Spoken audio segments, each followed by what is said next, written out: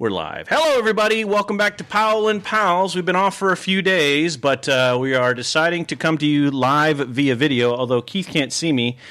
He needs more light on his camera, but he's going to be okay.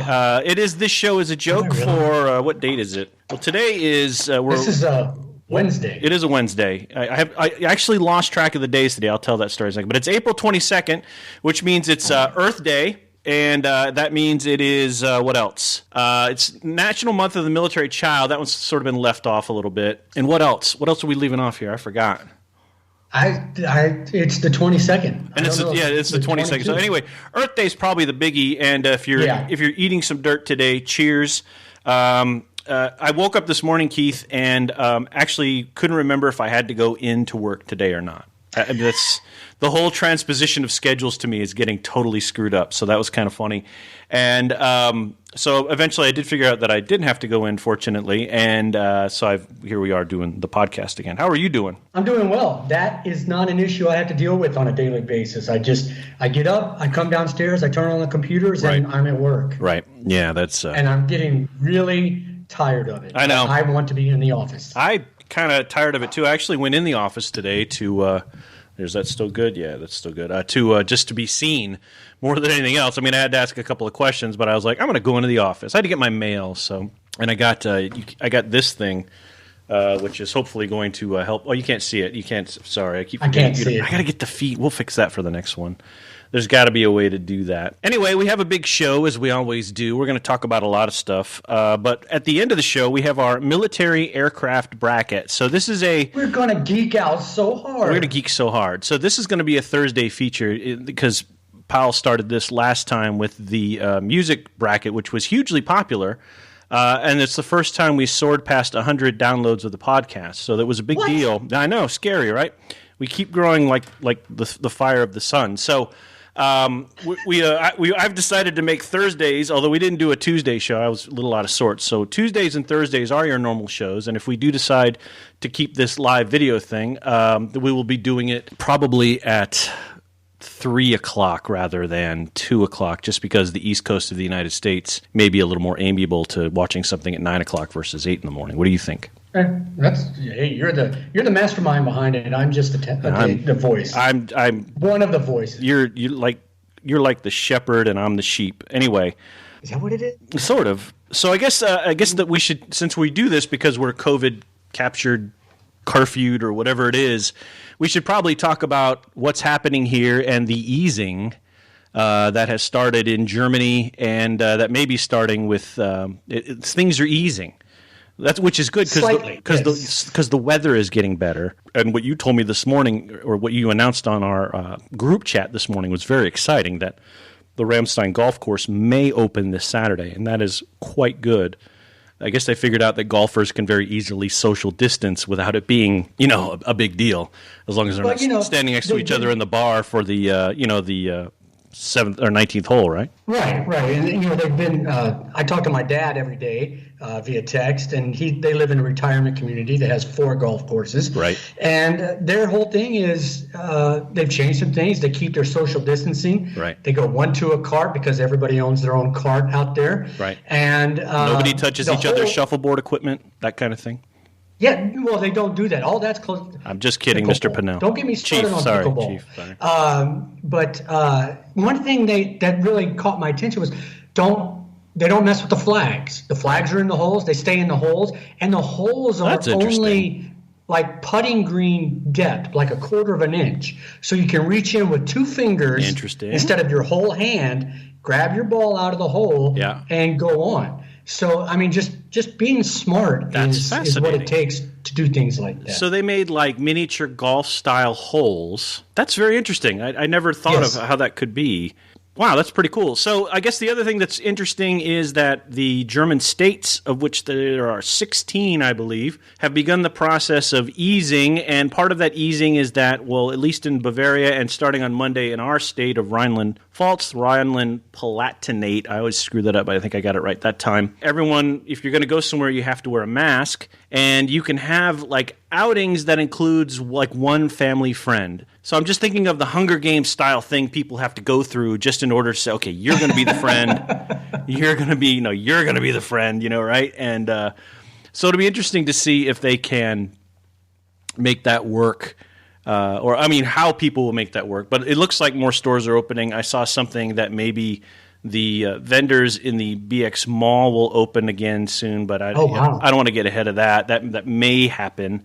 So easing. And it's because we've all sat around in our houses, as we talked about at the top, and sat on our hands and did shit and flattened the curve, to use the cliche, right? Because we were able to sort of stomp the virus out and keep the numbers low, and especially here in Germany, which has been praised for its efforts, and we don't need to go through all that. So it is pretty cool, right, that we're in this position where things can start easing, especially as I turn and look out my window that this whole thing is happening, and that we're able to move my camera slightly too. That we're able to ease. It is, and it's nice that. Apparently we've peaked. Right. Now, don't get me wrong. We still have cases out there. Germany is still getting cases every day. Right. But it's on the downward trend. Right. Now, I don't believe Keith's opinion on our little podcast here. I don't think it's peaked in America yet. Right. But here it has peaked. They are still keeping, as you've alluded to, the stores that have opened are all under, in American terms, about 8,600 square feet. So the big furniture stores and the big IKEAs, they're not open yet. Right. But the smaller stores are, the mom and pop shops, if you will, are going to be open, and that helps everybody a lot. The restaurants are still doing takeout and delivery, and help me out there because I don't remember what the rule is on restaurants. Restaurants will be dine-in, but they're supposed to set them up so that the tables are like 90 feet apart, or 6 feet apart, or something like that. So if you got to run around the bases to get to a table. Exactly, you got to hit a single in order to get served, right? So that's right. Yeah, I think the tables have to be socially distanced. Any stores that open, they have to have, like the signs on the floor that say stand a meter apart, do all that. So in other words, as long as they can keep these social distancing sorts of rules in place until we go back to like a HealthCon Bravo, which is just a generalization, just that sort of set of standards, then you can go in these stores. And that's, I kind of agree with that. I kind of agree with that. Although, it's still sort of breaking in the United States. But to me, I think you could have kept businesses open in that manner if they had just said, okay, only like if you have a very small store, only one person in the store.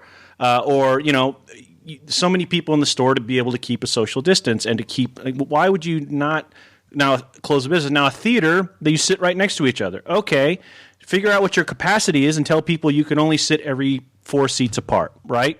But even then, you're breathing in and you're in a room, I guess, so the germs are floating around there. But the movie Outbreak, that's how it got started. The kid got bit by a monkey. Yes. And then he went to his second job and went on a date. Went on a date and coughed in the theater. Yeah. Oh, that drives me crazy. But I like the notion that businesses can do this and open it. I don't agree with like gyms because the virus apparently. Based on things that I've read, so I don't know how accurate they are or not, but credible things I've read said the virus lives longer on, say, metal than it does on other surfaces, and, if you're going to use gym equipment, it's going to be all over that.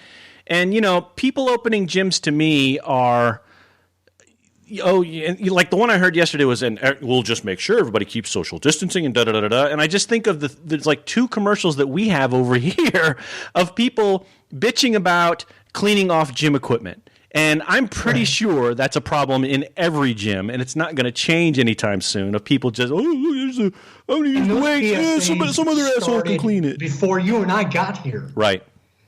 So those things were running in normal times, right? And now we have this, and people still don't clean off their machines. Exactly. Still don't clean off all that stuff. So it's tough, and I'm not against gyms. I kind of have PTSD because being a social media guy for work for the last 8 years or whatever it was, you can say everything's closed. Everything. Don't even bother asking. Everything is closed. Right. Okay, but are the gyms open? Right. Come on, man. Yeah. Come on, man. Yeah, exactly. Now, you can't see it, but we are both wearing hats that have a D association with it and lately a loser association with it. You are wearing your Dallas Cowboys hat, and I'm wearing OU shirt. And I'm wearing my Detroit Red Wings hat today. Which they have been awful the last 2 or 3 years. But Steve Yzerman's gone back to Detroit, and he's going to be there. What about this whole thing? Have you been watching this whole thing with Kim Jong-un maybe being dead? I caught a couple of headlines. I haven't gone in depth with it. Kim Jong-un or is it Kim Jong-il? We haven't heard from him. And as it's been alluded to by various people on my Facebook page, well, North Korea doesn't have any numbers. Yeah, but China has numbers and South Korea has numbers, so you can't tell me North Korea doesn't have numbers. And we haven't heard from the little corporal either. Well, the story that leaked out, which I find suspicious, but the story that leaked out was that he was gravely injured during surgery. Something happened during surgery and it messed him up pretty bad. What kind of surgery? I don't know. Maybe it was, like a bowel surgery or something. I don't know, but he was. But again, I don't know. And it's like, as always, I wonder, okay, how does a story like this leak out of North Korea? Yeah, okay. How does it leak out of North Korea in the first place? I guess that's my question, And fake news. Fake news, right? And to what I think. Anyways, hey, congratulations, CIA, on another one. Maybe this will make this one work.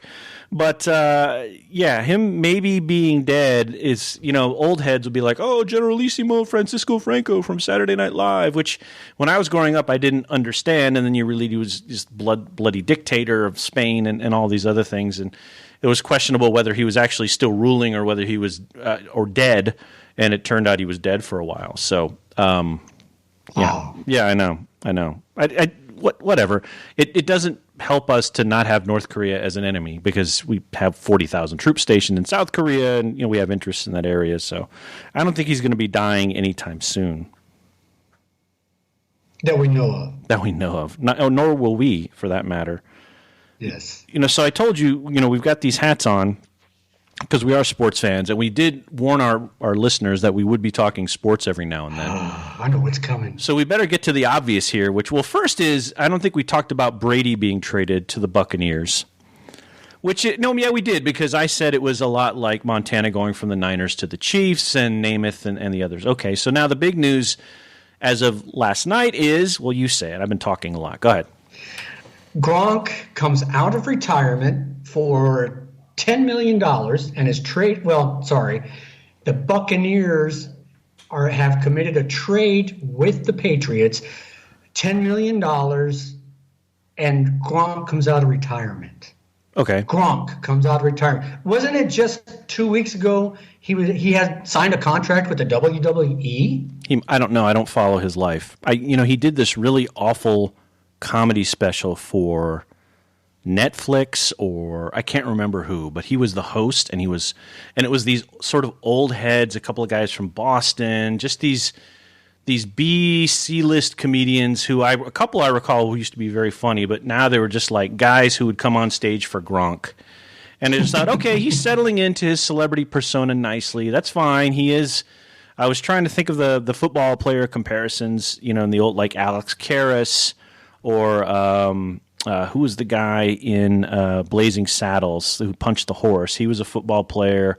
That was Alex Karras. It was Alex Karras. I thought it was. I wasn't Jim sure. Jim Brown did the Dirty Dozen. Right, but Fred Dreyer was on one of my favorite TV shows ever, Hunter.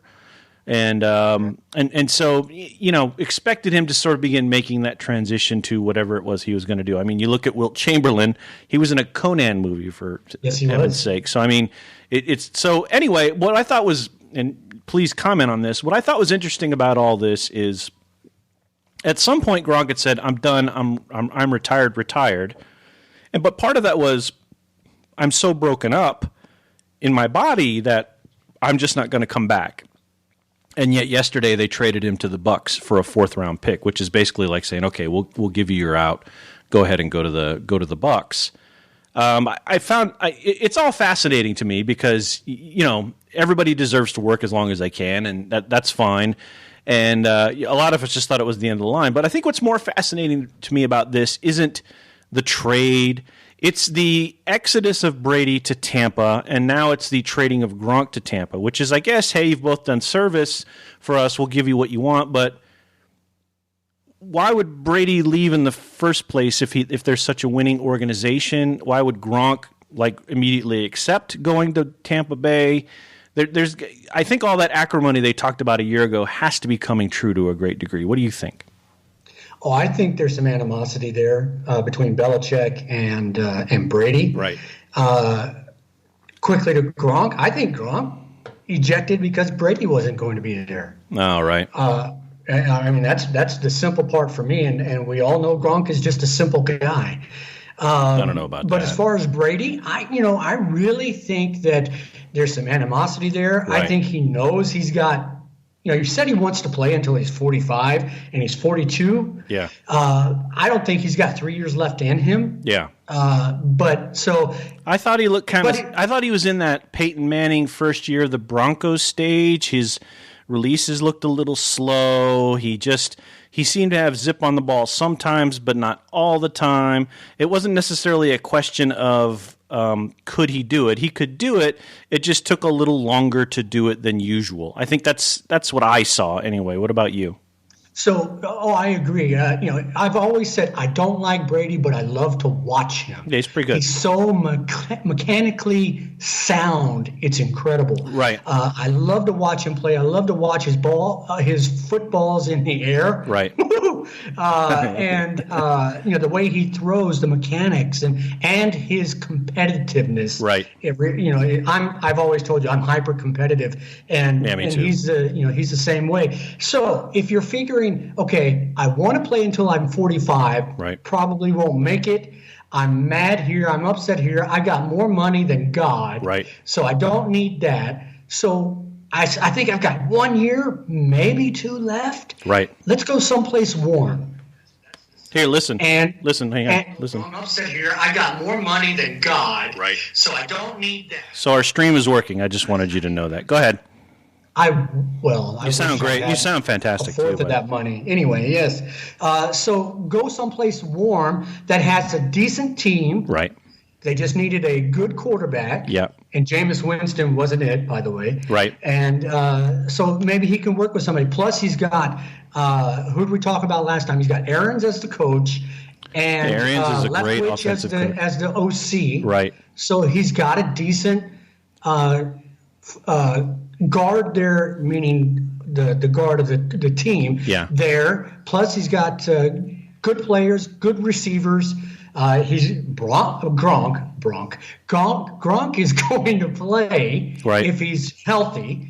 So he's got that safety net. Right. It's looking better for him all the time. I think, and plus they have the Maginot line of strip clubs from Ybor City all the way up to St. Pete. So, I mean, I don't think I'm sure that was a consideration. I'm sure it was, too. Gronk's like, do you have at least 10 strip clubs that'll know who I am? They're like, yeah, no problem. We've got that. Good thing. But I like Tampa. I've been there a couple times. I've always been sort of a closet Tampa Bay Buccaneers fans, but only when they had the creamsicle uniforms. Yes. And I always liked underdogs. So I always, like to see, I always like to root for teams like the Browns and the Bucks. But the Bucks always had a little special place in my heart because I liked their logo and I liked the colors for a long time. I was always a Raiders fan, but I always had. So one year when Sam Weish was the coach, I actually wrote him a letter and said, "Hey, I'm a big fan of what you're trying to do down in Tampa. I know you're an offensive innovator." This was when I was like 20 or 21, and he wrote me back. He wrote me back like 3 months later. I typed on Buccaneers letterhead. I still have it around here somewhere. Went, "Hey, thanks for your interest and your support." Signed by Sam Weish. So that was pretty cool. But I guess it will be interesting to see. I think part of what helped Brady and Gronk and the whole cast there was that they had a great offensive line in New England, and that may suffer a little bit down south. Maybe that was why Jameis Winston had to run around so often. And, maybe that's why Dak Prescott has to run around so often, too. Still asking for $40 million. What's his status?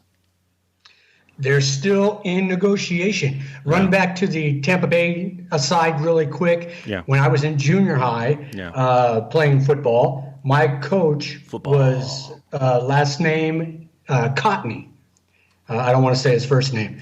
But his brother was Mark Cotney, safety for the Tampa Bay Buccaneers. So when we started playing football that year, his brother was out because of a broken arm he got during training camp. Right. So his first game back was against Dallas, in Dallas. Right. Danny White's first throw, intercepted by Mark Cotney. There's my connection to Tampa Bay. There you have it. All right, so one of the things I'm going to try to do for our broadcast here is put up this bracket that we have got this week, and it's going to take us a while to get through. So if you're not into military aircraft, or you're not into geeking about military aircraft, or being a kid and wanting to go in the Air Force, or having parents that were in the Air Force and military, thanks for listening today. Have a great day, and we'll see you next time. But if you're still with us, let me see if I can get this up on the screen. I think I can. Let me see. I got to get it on my phone. There it is. Okay. So maybe I know what I'll do. I'll put it in a separate. Wait, breaking news. Breaking news. Hit me with it. Percy Harvin is ready to return to the NFL. I bet he wants to go to the Buccaneers. That I don't know yet. He says he's ready to come back. All right. Has the itch to come back. Okay. All right, so guess what? I've got the bracket. You'll see this when you watch the show after we're done. But you have the bracket in front of you somewhere, I assume, correct? You sent it to me, yes. Okay, great. So you'll probably want to bring that up so we can talk intelligently about it. I have adjusted a bit of it on screen for our viewers. And so what I'm going to do is I'm going to transition over that. And we're going to start this is a military aircraft popularity contest. Nothing more. That's all this is how much wood do each of these planes give us? And how excited do we get were they the ones that really tickled our fancy when we were young? Are they still pretty cool now? And so on and so forth. So that's all this is. This is just a popularity contest. This is not a capabilities run. This is really just a popularity contest. So this is also something that I'm featuring as I bring it up here. There's the bracket. So we're not on, just so you're aware. This is also something I feature on an Instagram site I run that talks about F-14 Tomcats, which I'm a big fan of that airplane as well. So if you go there, you'll see it as well. So let's do this. Do you have your bracket in front of you? I do. All right, good, because I have my completed bracket in front of me, so I know what I want. So let's run this down. We have 32 aircraft. I actually went big, so 32 planes. Let me name them off, all right? Your 1 seed is the F-14 Tomcat. The 1 seed is going up against the Sukhoi Su-27 Flanker. Let's see, where's your 2 seed? Your 2 seed is the SR-71 Blackbird. That's going up against the MiG-21 BIS. That's a venerable favorite around the world. It's used by 40 different air forces. I had no idea. Your 3 seed is the P-51 Mustang, as flown by Chuck Yeager and others, and the Red Tails of the Tuskegee Airmen. Mm-hmm. That is going up against the F-86 Sabre, the very plane that sits on the stilt in front of the the KMC Mall. Your 4 seed is the F-15 Eagle versus the F-5 Tiger. F-5 I've always liked a lot, but I don't think there's a competition there. Your number 5 seed is the A-10 Warthog. That's going up against the F-105 Thunder Chief. The 6th seed is the Panavia Tornado, a favorite around the world. The Panavia Tornado to me is like soccer, but we'll get to that in a minute. It's fantastic everywhere but the United States. That's your 6th seed. It's going up against, at the 27 seed, the C-5 Galaxy. The 7 seed is the F-22 Raptor, one of my favorites. That's going up against the 26 seed C-17 Globemaster.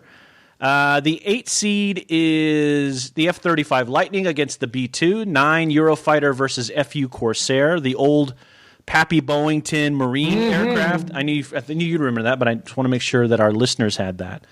The 10-23 matchup is the FA-18 Hornet versus the AV-8 Harrier. The 11-22 is F-4 Phantom versus the XB-70 Valkyrie Bomber, a bomber that failed because of a public affairs mistake. We'll talk more about that when we get there. The 12 seed is the Avro Vulcan Bomber versus the AJS-37 Viggen. You like the Vulcan. I know you do. Well, we'll get to that in a minute. The 13 seed is the B-52 Stratofortress against the A-7 Corsair. 14, F-104 Starfighter, the mostly uncontrollable airplane. So with a man in it. Birthed by a U-2 and an X-15 versus the number 19 KC-135 Stratotanker. And the 15 seed is the Spitfire versus the B-17 Flying Fortress. And your final seed is your Mirage 2000 against the B-58 Hustler. So we're just going to go through each of these. We'll get through these first couple of rounds pretty quickly because there's a bunch. Some of those are tough, man. So let's go back to you and I on screen. So let's take a look at the first matchup, which is the F-14. Now, we'll say that's a 1 seed. So we'll start at the bottom here. The Mirage 2000 versus the B-58. This was no contest for me. Both great airplanes, but as a kid, I grew up wanting to fly a B-58 Hustler. I just recently bought it at the top of the year when I started my book reading binge, which has actually come to a bit of a halt. I bought a great book on the B-58 Hustler written by a B-58 pilot. He's talking about the nuclear drills they used to do. Love this plane. Love the way it looked. Was always fascinated by the fact that this nuclear bomber could go like 2,000 miles an hour. So this was no contest for me. I put the B-58 Hustler on to the next round. What are we going to do if we disagree, just out of curiosity? We'll figure it out. Okay. Well, we're not disagreeing. But for those who non-airplane people or may not know what some of these planes are and have continued listening, strangely enough, right. The Mirage 2000 was one of the first of the new fourth generation of fighters that had it looked like a triangle with an extra long point. So it was a delta wing is what they call it. Right, it looked like an F-106 or the F-100 series of planes. It looked like an F-106 or the F-100 series of planes, if you're familiar with Right. So very capable aircraft. B-58 come. Wow, you got a lot of C words there. Should pick one. Came out in the late 50s and was one of America's first nuclear deterrent jets. All right. One of them. Very fast, as Jason said, and sexy looking. I'm going with the B-58, mostly for its. I can't think. I'm losing my words today. Apparently, I'm having a stroke. I don't know. The B-58 is a chrome, sexy Gina Lola Brigida. It is fantastic. Hey, do me a favor. Tap on your microphone a couple times. Okay, you know what? You're not using that microphone. You're using your webcam microphone right now. So we'll figure that out on the next time. But I can hear you. I was wondering why you were echoing so much, and it's because that microphone is not the one selected. But we'll do that later. The next matchup, Keith, is, let's see, we did the 16. Let's go to the 15-18 matchup. The Spitfire versus the B-17 Flying Fortress. You go first. Is this better? I can hear you. That's it. Hey.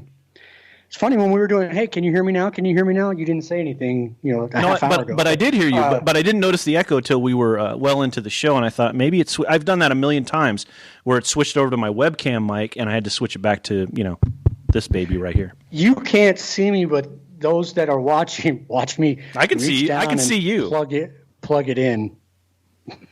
I just plugged it in. Okay. You sound good though. Now you sound rich and creamy. What are our choices this time? All right, so this is the 15-18 matchup between the submarine Spitfire and the B-17 Flying Fortress. They both meant a lot to their respective countries? Yeah. Wow. Tough one, right? B-17, I believe, also dropped the atomic bombs, did it not? No, that was the 29. 29, okay. I did an interview with the guy Paul Tibbets. Yeah, Tibbets, whose Paul son Tibbets. went on to be a major general or lieutenant general. Yes. Yeah. So you got to pick one now. So quit dawdling. I have to go with the 17 just because it won the war. All right. In Europe, it won the war in Europe. So I have to go with the 17. All right. Well, I'm differing with I've you. actually flown on a 17, by the way. Have you really? Was it loud and rumbly and like that? It's everything you would expect it to be. All right. Yes, I've looked in the Norden bomb site at That's altitude. So cool. It's awesome. The Norden bomb site. Again, we're geeking here. The Norden bomb site was an invention so fucking far ahead of its time. I mean, it was so highly classified. And it was so amazing. And then if you ever get a chance, that just since we're talking about the 17, there's a great article. I'll have to find it. I'll post it somewhere about basically how Silicon Valley came into being was because it created the airplanes that flew along with the bombers, sending out the ECM stuff to block the radars that were on the ground and help stave off some of the losses. And through that development of that sort of came Silicon Valley. And there was just this give and take between us and our adversaries on they would tweak their radars, we would tweak our radar, they would tweak theirs. And it did keep bomber losses down, but it's a pretty amazing story. I have to find it. So we differ here. I think really? I move on with the Spitfire. The Spitfire to me is so indelibly imprinted in my head, even before the P-51 was, as the flying fighter of World War II. Even before the P4 or the F4U that we'll get to in a little bit, even before the P-51 and anything else, the Messerschmitt, whatever you want to say. This is, to me, like when I think of World War II, aside from the atrocities and the other things, when I think of icons of World War II, the Spitfire to me. So we differ there. We'll have to flip a coin to see which one is going on in the next round. Okay. Your 14-19 F-104 Starfighter versus the KC-135 Stratotanker. Probably not much of a matchup here because it's not very sexy. But I included the tanker for my tanker buddies. Not even a contest. Yeah. The 104 set altitude records, speed records, but it was good for nothing other than that. Right. The Stratotanker. It really was. I mean, for those that don't know, you want to explain this one? No, go ahead. You do it.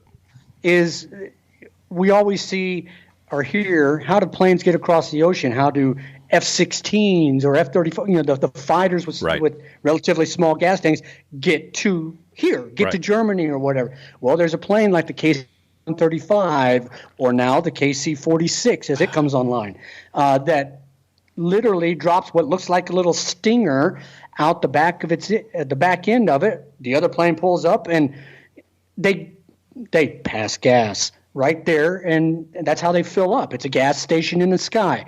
So there are stories from Vietnam where tanker commanders, KC-135 commanders, have broken the rules and gone into because these are high-value targets, mind you. If you can blow up a KC-135, that's a force multiplier.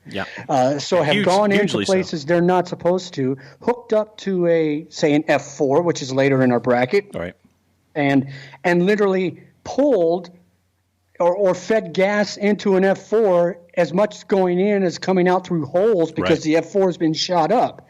But so my vote, without any trepidation whatsoever, is the 135 over the 104. See, we differ here too. I picked the F-104 just because it's cooler looking. So again, I love my KC-135 tanker buddies, and they know that I love them, but the 104 is just a sexier looking airplane with a lot more to do. So I moved that on. So that's another coin flip.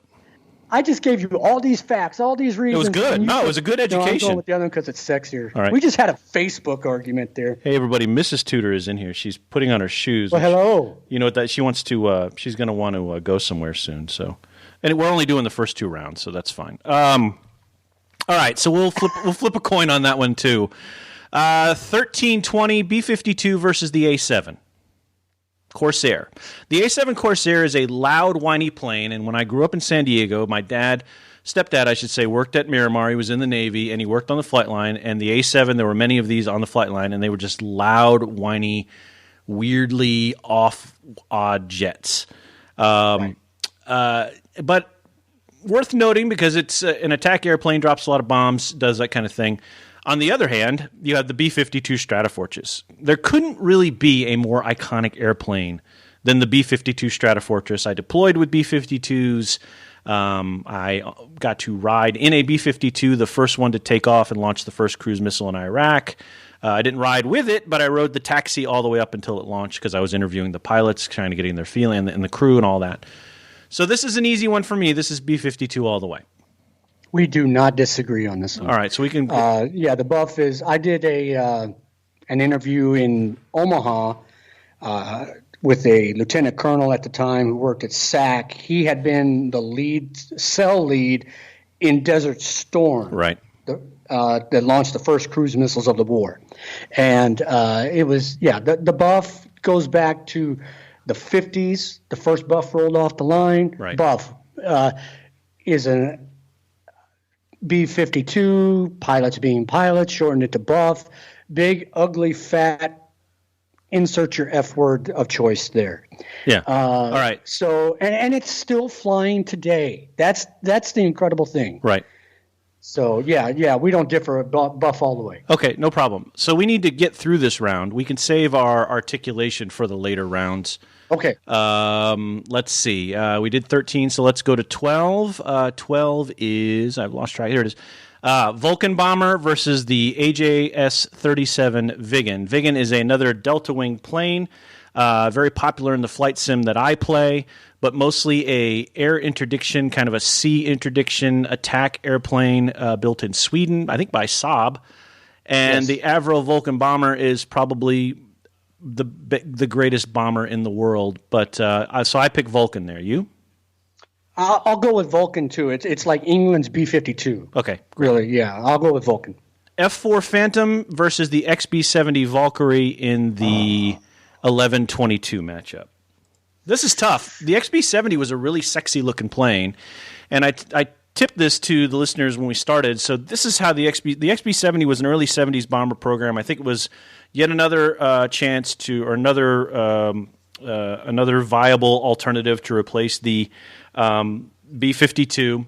Mm-hmm. So they were in this sort of era of supersonic jets. That's how I think we got the Concorde. That's from the same era, which has since stopped flying, and some other things. So at some point, they were testing the XB-70, and what they said is, what we need to do is put somebody in a T-38 and shoot photos of this plane.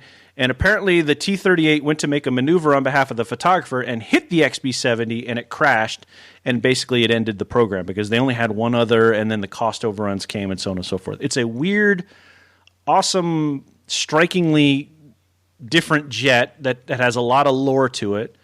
But that said, the F4 Phantom is an amazing, another icon jet. I've flown that on my sim. It's incredible. Another jet associated with my favorite military squadron, the Jolly Rogers. I go F4 all the way. I'll go F4. That video of the XB-70 crash is midair is horrendous. Yeah, it's not good. But F4, I thought I was going to see an F4 crash in Turkey. Some countries are still flying the F4, by the way. They are. So we've even stopped using them as drones down at Tyndall Air Force Base. We've moved on to I think 106s or even 16s now. So yeah. Right. Okay, so we agree that is the F4. The 10-23 matchup is the F-18 Hornet and the Harrier, the AVA. Who you got? Tough, right? That's kind of an interesting matchup. They're both good planes. One's going to be in a movie later this year, and the other one ain't. Yeah, although maybe it will. I hate that movie. I think just for does wonders for recruiting. A curveball, I'm going to go with the Harrier. See, we agreed on that. That's interesting. F-18 is like, to me, a generic fighter. In fact, I just saw a headline a couple days ago that said Germany was buying like 50 of them to replace another aircraft that we'll get to in a minute. I just saw that this morning. They're very ubiquitous. They're very easily configurable. I'm sure there's parts a million for them. So in the Super Hornet configuration. All right, so we agree on that. So the Harrier moves on. Let's go to the 9 matchup. The Eurofighter versus the Pappy Boeington F4U Corsair. I'll give you a minute on this. Go ahead. I don't know a lot about the Eurofighter other than it is said to be a great airplane. Right. But come on, the Corsair. I grew up watching, as you said, Black Sheep Squadron or Baba Black Sheep. Yep. That's where I've seen Corsairs live and fly, and that big propeller and the sound it makes. Yeah. Man, I got to go with the Corsair. Let me tell you how it's faring online, just so you know. Sorry, as I look at my Instagram, because I'm polling this on my Instagram as well, and the Corsair, the F4U version, is getting crushed by the Eurofighter, 71-29 after 89 votes. But you and I both agree that the F4U moves on. So, that said, we go to 726, the Raptor versus the C-17 Globemaster. Easy choice for me. I did 2 stories on the Raptor, one very insider baseball one when it was still being developed at Edwards. The Raptor to me is the most incredible fighter I've ever written about, that I know stuff about, and that I've seen perform. And it's amazing, and it was an easy choice for me. So I picked Raptor here. The C-17 is the workhorse of strategic airlift right now. Right. It's an amazing plane, too. Any day or time you can look down the Ramstein runway or look above in the sky and see the C-17. Right. But I agree. The F-22 is cosmic. Right. It is light years ahead of anything else in the sky until the Chinese steal it or the Russians. And, F-22 moves on. Speaking of planes in the cargo category, that would be our 627 matchup, which is the Panavia Tornado and the C-5 Galaxy. Now, I have flown on several C-5 Galaxies to many different places. I have even flown in the upstairs backwards on them, which is a weird experience. It is a fantastically cool, fat, awesome plane. And the only time I've ever really seen a tornado, to be fair, is on YouTube. They have these videos where you can watch supersonic jets and other jets fly through what they call the Mach loop, which is... That's on my bucket list while I'm in Europe, by the way. The Mach loop is this loop that they do in England. It goes through... This part of it that you see most of the time, I believe that's in Wales. And the F-15Es and other aircraft and the tornadoes come whooshing through there. And a lot of the times the pilot will, so they can see me, I'm sorry you can't see me do this, but they'll flip up like this so that the photographers who are standing here on the side of the hill can take a picture of them. And they play to the photo. Of course they do. That's really cool. Because they can, and they're fighter pilots. So why not? I love the C-5, and I think I put it in here out of that love, but I picked the Tornado. I love the aluminum overcast as the C-5 is known. It's the biggest plane in the Western world. That's right. Yeah, and it's synonymous. It's on the city seal of Altus, Oklahoma. Is it really? I didn't know that. Because for the longest time, that's where pilots went to their whatever you call pilot training for specific aircraft. Okay. I don't know, but that's where C-5 pilots. Oh, right, trained. right. How did I not remember that? Okay, got it. So it's in my heart. But the Tornado, to me, which really has its came to its own in the first Gulf War. Mm-hmm.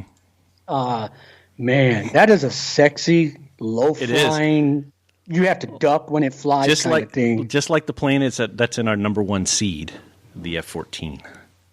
It's like the Euro version. The Tornado is, and I said this earlier, it's like soccer, football. It's soccer in the sense that, like, everybody who's not in the United States loves the Tornado, thinks it's one of the coolest planes ever. The flight sim community that I'm in, they're demanding that they make this model. It's a beautiful airplane, and it's just the people in the United States don't know it. But it's an amazing airplane. All right, so I think we both have the Tornado moving on there. Yes. The 528 is A10 Warthog F105. Since we're coming up against it on time, I picked A10. I picked the F105. Yeah, but I'll tell you what, I'll switch that. I'll go A10 just for the sake of time. I picked the 105 because I'm sort of romantically tied to it, and it's an interesting airplane I've seen footage of, and how that thing did what it did is pretty amazing. All right, F-15 Eagle versus the F-5 Tiger.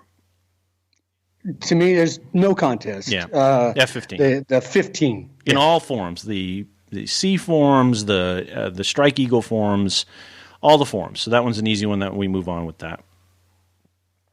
The 330 seed is the P-51 Mustang and the F-86 Sabre. What you got? I have to go. I know that the F-86 was the first jet fighter. Right. But I still have to go with the Mustang. Yeah, I go with that one as well. Too many good memories of that. Unit that I was attached with, 325th Fighter Wing, the Checker Tails. Nice. Also came out of P-51 heritage. I built a couple of P-51 models when I was a kid. That one was a no-brainer for me as well. All right, we're to the 2 and the 1 seed, and then we're probably going to catch the next round on the next podcast because I need to wrap it up. The 2 seed is the SR-71 Blackbird and the MiG-21 BIS. Now, so I'll lead on this. The MiG-21 BIS is a weirdly popular aircraft, again, in the flight sim community, because it's one of those you can fly in DCS World and X-Plane 11. But it's also an aircraft that's fairly ubiquitous outside the United States to a lot of its adversaries, I would think. It's in like 40 or 41 different countries. It has this sort of sleek, long design like an F-105 or an F-104, another plane that's sort of difficult to control, but it has a very sort of romantic sort of visage to it. So in the DCS World Flight Sim community, you can own modules. Those are the airplanes, and a lot of people own this one. I don't. I'm not really interested. That said, the SR-71 is the SR-71. There is no plane comparable in the discussion about airplanes to the SR-71. There just isn't. There's no other plane like it. And the things that it did and the things that it could do and the way that they had to fuel it and the fuel that it used and all these things. My friend Chris Etter worked on these things when he was a young man. Amazing plane. That's why it's a 2-seed, SR-71 all the way. I agree. When I was in high school, my best friend's mom dated an SR-71 pilot, and he would regale us with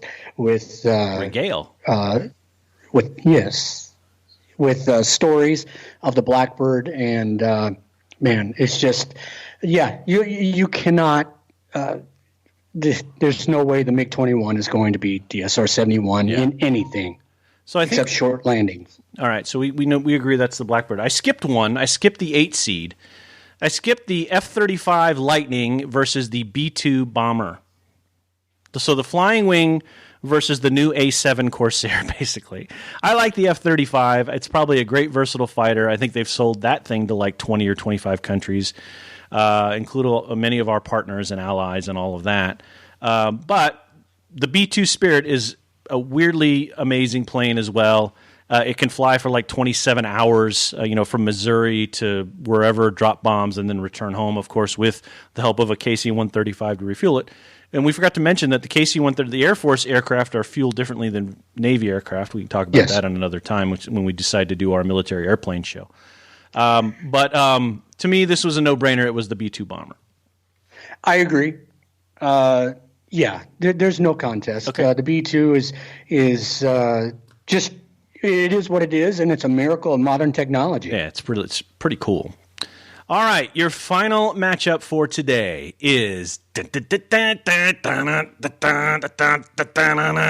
F-14 Tomcat, made famous by the movie Top Gun and the movie The Final Countdown, and a couple of others. Versus I had that DVD. Versus the Sukhoi Su-27 Flanker, which is a pretty amazing Russian jet, which was succeeded by the Su-33, I believe. But Flanker is also very capable, like the Tomcat, much slower, but much tougher in a lot of regards. Tomcat was retired, I think, in 2005 or 2006 after they started to... And Jesus wept. They started to think about converting it into a Super Tomcat with all these new avionics, and they decided to buy F-18s. Su-27, again, a great dependable airplane for the folks that it has. But again, the F-14 is the 1-seed for a reason. It's probably, you were talking about the Tornado with the sexy, sleek lines, and this plane, and I wish I could show you my web browser, but I mean, my Google background is an F-14 making a really high-angle turn. No question in my mind here, all the lore that's associated with it, the amount of time that I spent around it as a kid, it's F-14 all the way. Oh, it's F-14 all the way for me, too. The thing, it got expensive to fly. The machinery, right. the engine parts. Then they decided, we can make it worthwhile if we make it an attack version. Yeah, and the swept wings were a pain in the ass to maintain, just like they were for the F-111. Yeah, big deal. Yeah, but F-14, anything that can carry a missile that can reach out and touch you at 150 miles. Yeah, the AIM-54. Yep. And F-14 all the way. Yeah, and you could turn it into a bombcat, which I do a lot of in my flight sim. So, okay, so we wrap up the first round, and then we will wrap this all up in the next podcast. But here are your round of 16 now. You'll have the F-14 versus the B-58 Hustler. That's tough for me. That's really tough. The B-2 versus the F-4U. So start thinking, pal. The F-15 versus the B-52. That's a good one. We changed on this one was changed. The A-10 versus the Avro Vulcan bomber. That's going to be tough for you, isn't it? Yeah. So we need to flip a coin on this one. I need to find a coin to flip. Something to flip. All right, we'll flip this bottle cap and hope it lands on an edge. There you go. If it lands on the please recycle me side, which I'm showing to our viewers, it's all yours, and we'll move. I can't see, so don't you cheat. I'm not going to. I'm not going to. And if it lands on the other side, the hollow side, we move on my Spitfire. All right, here we go. I'm flipping, and it is. All right, you want it. Flip to your side. So we will move on. The B-17 Flying Fortress as I go to pick up my pen. So the B-17 will take on the SR-71 Blackbird. The Raptor will take on the Harrier. The P-51 will take on the F-104 Starfighter. And the Tornado will take on the F-4 Phantom. So that will be our debate for the next show, and we'll go all the way to the end of the line with that. And so we'll do that plus other things, other topics as we go. So that was fun. That was a good round. I probably used too many aircraft, but I mean we probably could have done with 16, but I got the wrap it up signal here, so we got we're at 52 minutes anyway, so that's probably pretty good. Our 100 downloads may go down to 4 this week.